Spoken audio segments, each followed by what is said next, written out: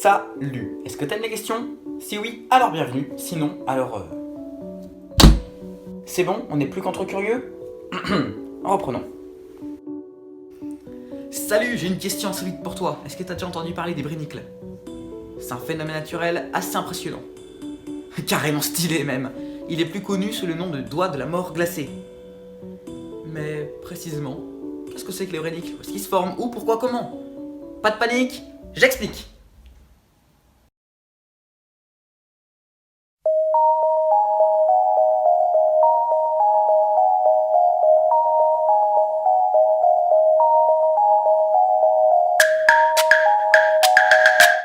Je vais tout vous raconter sur les brénicles, mais avant cela, ce serait bien que vous sachiez ce que c'est.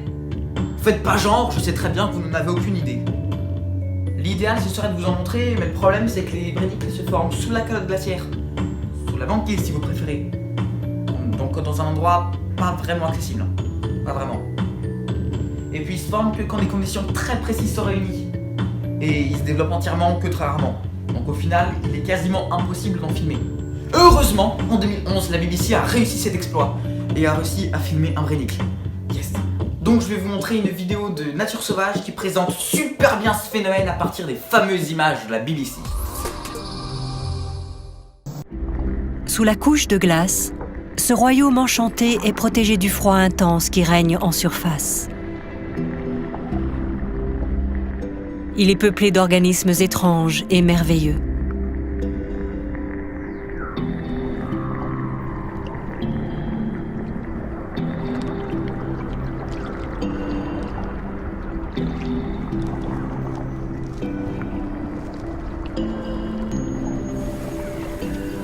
Dans ce monde préservé et stable, la vie est abondante.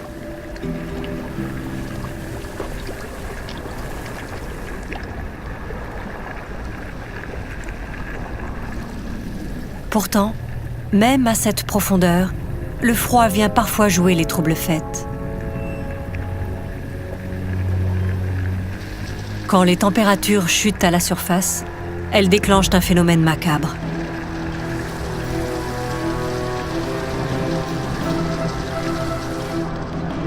C'est un brénicle, une stalactite formée par un flux d'eau salée extrêmement froid descendu de la calotte glaciaire.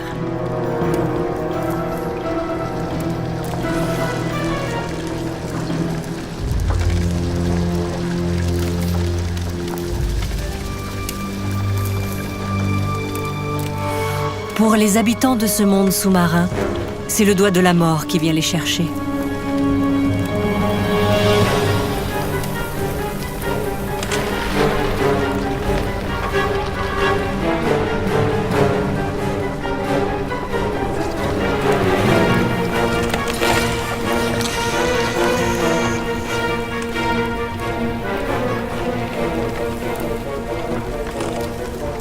La rivière de glace emprisonne tout sur son passage.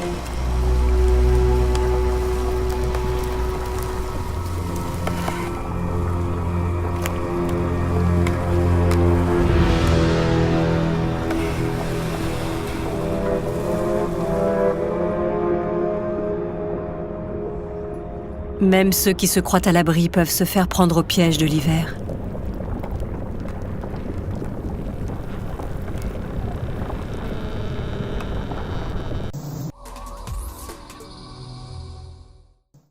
Mais c'est incroyable!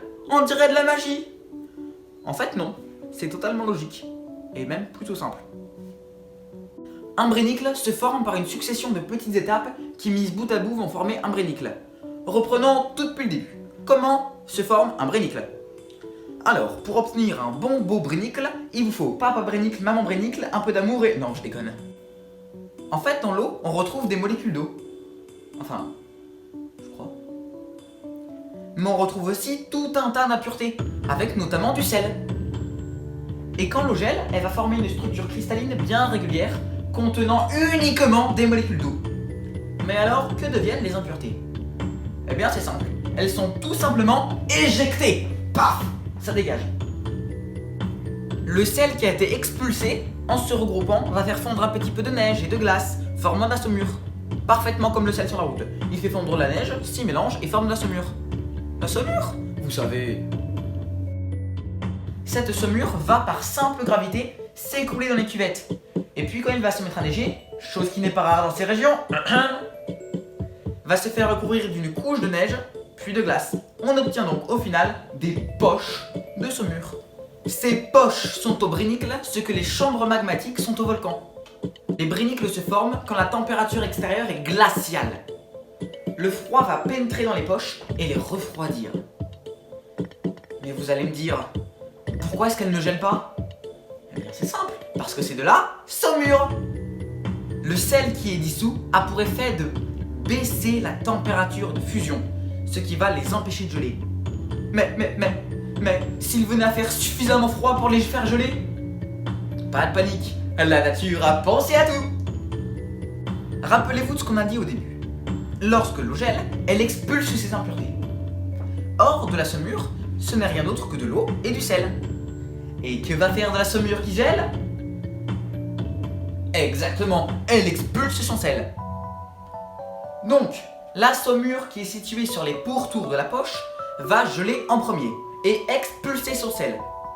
Ce qui a pour effet d'augmenter la concentration en sel de la poche et donc d'abaisser sa température de fusion. C'est comme ça que les poches de saumure font pour ne pas geler. Au final, on se retrouve avec une poche de saumure super saline et extrêmement froide. Pour former un brénicle, il ne manque plus qu'une fissure, un passage par lequel va pouvoir s'engouffrer la saumure. Arrivé au niveau de la mer, cette saumure va couler.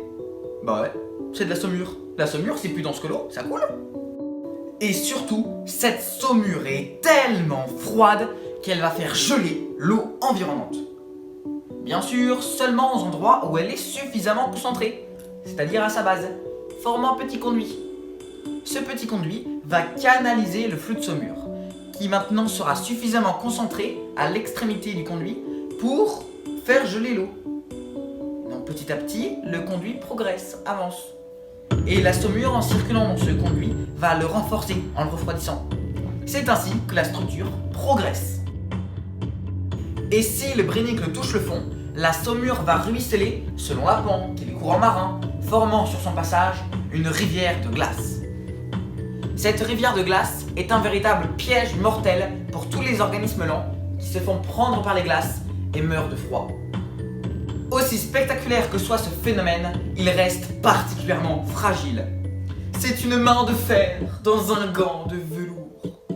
En effet, pour qu'un brénicle se développe entièrement, il faut qu'un certain nombre de conditions soient réunies.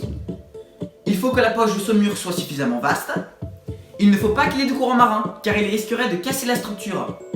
Il faut que la poche de saumure se perce en bon moment, après un coup de froid, pas avant. Il faut que l'eau soit suffisamment profonde, sinon, arrivé à une certaine profondeur, le brénicle se casserait sous son propre poids. Il ne faut pas non plus que la mer soit trop salée, sinon la saumure ne serait pas suffisamment froide pour la faire geler. Au final, il est assez rare d'en observer d'aussi réussis. Et les brénicles qui touchent le sol restent exceptionnels.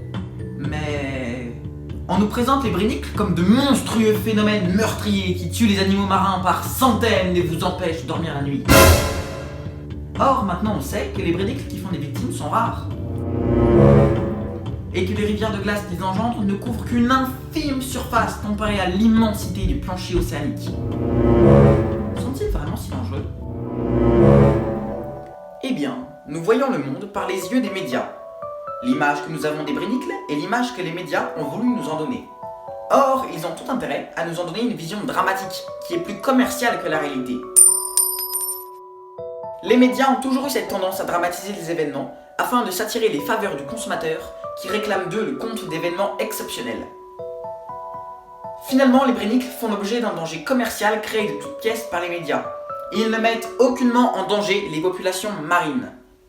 Finalement, les brénicles ne sont que des phénomènes féeriques que nous offre la nature pour nous émerveiller.